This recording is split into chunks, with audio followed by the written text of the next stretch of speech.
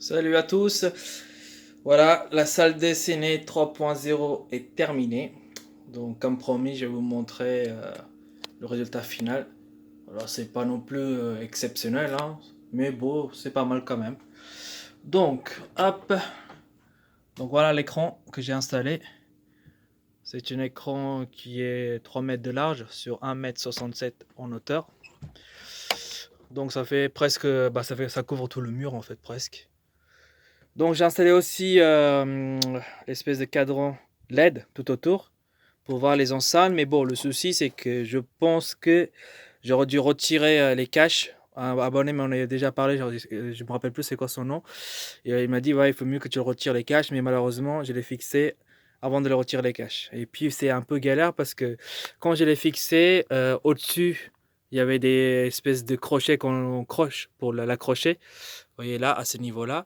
Mais après, quand il est arrivé tout en bas, ici, ça s'est un peu bombé en fait. Ça veut dire que j'étais obligé de fixer un petit clou derrière l'écran pour le, comment dire, pour le coller contre le mur en bas. Donc c'était pas facile. Donc après, une fois que c'est fixé, que j'ai réfléchi, j'ai dit ah merde, j'aurais dû retirer les caches. Mais bon, c'est pas grave parce que dans le noir complet, on voit quand même légèrement les enceintes. Bon, d'accord. Donc voilà. Moi, ça me gêne pas, donc ça passe. Et puis si un jour il faudrait que je le retire le cadre pour vraiment il y a un souci derrière, etc. À ce moment-là, je profiterai pour retirer les caches. Après, il y en a qui vous me diraient que c'est dommage, mais c'est vrai que c'est dommage. Mais bon, j'ai pas le choix. Je préfère ne pas retoucher à l'écran parce que c'était vraiment une galère pour le mettre tout seul. Donc voilà. Après, donc, ce côté-là, j'ai mis les affichages. Vous savez. Les affichages lumineux, en fait, les cadres, voilà, des posters. Donc vous en avez une ici aussi. Donc là, j'ai caché, comme je vous ai dit, j'ai mis un petit rideau occultant. Donc tout le matos est caché, il n'y a aucune lumière qui va fuiter quand je vais regarder un film. Voilà, vous voyez mes figurines qui sont que je n'ai pas unboxées depuis décembre, qui attendent, donc ça va se faire. Là, une fois que cette vidéo est sortie, les vidéos vont s'enchaîner avec toutes ces figurines-là. Tac. Les caissons, je les ai mis ici, une ici et une là à l'extérieur. Alors, il faut savoir que moi, j'ai anti-mode. J'ai un DS speaker anti-mode. En fait, ça corrige euh, les effets indésirés des caissons. Et en fait, quand vous avez ça, en fait, vous pouvez placer à peu près n'importe où, en fait. Quoi qu'il arrive, ça va corriger les erreurs, en fait. Donc, du coup, j'ai pas le problème. Par contre, les gens qui n'ont pas cette anti-mode, en fait, par exemple, je vous ai montré hein, lors de la première vidéo de ma salle, qu'est-ce que j'avais comme matos et je vous ai parlé de l'anti-mode, en fait. Donc, si vous n'avez pas cette petite outil, en fait, cette petite appareil, on va dire, et ben à ce moment-là, oui, il faut bien mettre en position vos caissons, en fait, pour que les effets soient bons. Donc là, avec l'anti-mode, j'ai pas de souci, hein. Donc voilà. Si j'ai le temps tout à l'heure, je vous ferai un petit démo. Et puis bon, ce côté-là, j'ai mis l'espèce de distributeur de canettes, hein, la déco un peu, les petites figurines Iron Man, tout ça, et puis l'écran d'affichage pour le film que je suis en train de regarder, tout ça, ça bouge pas. Au-dessus, vous avez les affichages. Derrière, j'avais trois places plus deux places derrière. Je les ai fusionnées. Je retire un parce que bon, la mousse elle commence à partir, donc ça a commencé à baisser. Donc du coup maintenant j'ai quatre places devant. Et puis donc les enceintes que j'ai placées derrière, tout autour. Et le fameux mur là pour séparer côté figurine détente, PC, tout ça, et côté cinéma. Alors, effectivement, je vais vous parler de mon vidéoprojecteur, le BenQ. Je crois que c'est le TK STI 700 ou TK 700 STI, je crois, c'est ça. C'est TK 700 STI. Bon, c'est un vidéoprojecteur qui est vraiment très bien pour tout ce qui est gaming. Pour le cinéma, c'est beaucoup, enfin, pardon, je vais parler français, c'est beaucoup moins bien pour le cinéma. Mon vidéoprojecteur que vous l'avez avant, le BenQ W5700, c'est de la haute gamme, c'est au-dessus de celui-ci en termes de qualité pour le cinéma en fait. Mais bon, malheureusement, encore une fois, je vous ai expliqué la distance. J'ai voulu séparer ma salle en deux, donc du coup, j'ai pas pensé à la distance. Et du coup, j'ai que 3 mètres environ de distance entre l'écran et le vidéoprojecteur. Du coup, le BenQ 5700 a besoin minimum de 4,50 m pour y avoir une image de 3 mètres. Du coup, je devais faire un choix entre avoir une grande image ou avoir une grande qualité. Parce que sachant que la qualité, le souci, c'est que la projection, c'est à peu près 1,60 m-1,70 m de large sur 1 mètre, voire 1,20 m au niveau de l'auteur. Donc l'image est vraiment réduite, petit. Donc du coup, j'ai pris celui-ci.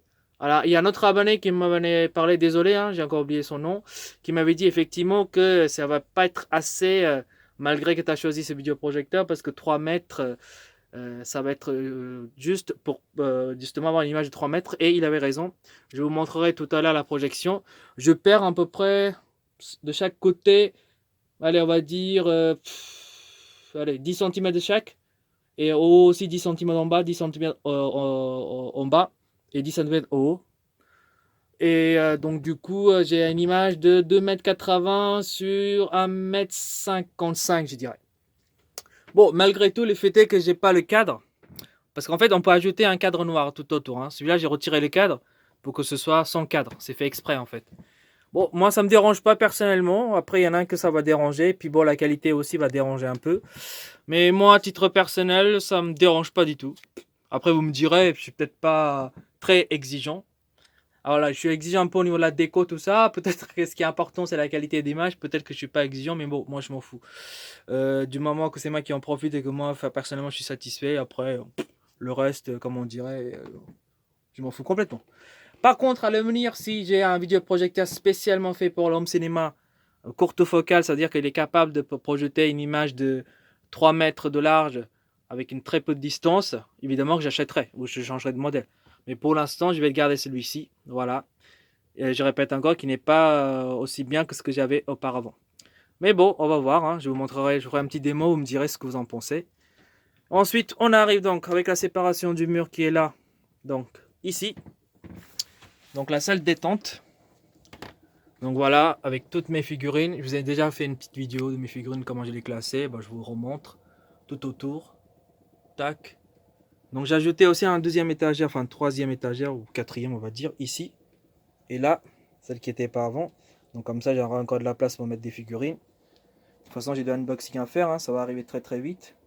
J'ai mis un petit tapis Dragon Ball, hein, Shenron. Et puis la télé qui est tout au fond. Tac. C'est parfait quand je regarde quelque chose, j'ai l'impression que je suis à l'intérieur. Et la distance est franchement correcte, franchement c'est top. Donc voilà, j'ai mis aussi des petites LED en dessous. Je sais pas si vous voyez, en dessous c'est éclairé, au-dessus non. Mais après j'ai mes LED, enfin j'ai mes spots Philips.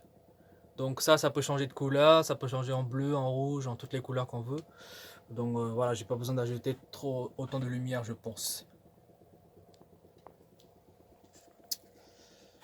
Donc, tac, le bas, le petit canapé. Donc voilà. Et puis là, c'est la sortie, hein, vous le savez. Hein. Tac. Hop. J'ai une petite sortie. Donc il manque des rideaux. Ici, je vais ajouter un rideau ici pour cacher cette partie-là. Et puis ici aussi, il va y avoir un rideau qui va cacher ça. Ça, je ne le ferai pas tout de suite. Bon, pour le moment, vu tout ce que j'ai dépensé, je suis un peu serré par rapport au budget. Donc je vais attendre un peu. Parce que les rideaux occultants sont assez chers. Hein. C'est pas donné. Là, celle que j'ai mis là, fait sur mesure, ça m'a coûté quand même 80 balles. Hein. Donc c'est pas donné. Donc voilà, donc on va faire une petite séance de cinéma. Je vais vous montrer.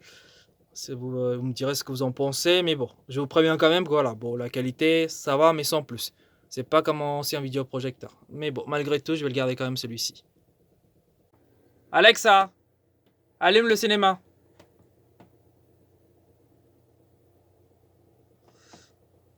Voilà, normalement, tout se lance automatiquement. Voilà, le vidéoprojecteur est lancé. Donc, BenQ. Au niveau du bruit, ça va, ça passe. Bon, je suis juste au-dessus, mais bon, quand je regarde un film, je fais pas attention au bruit. En fait, je concentre plus sur le film, le bruit du film, que ça, donc ça passe.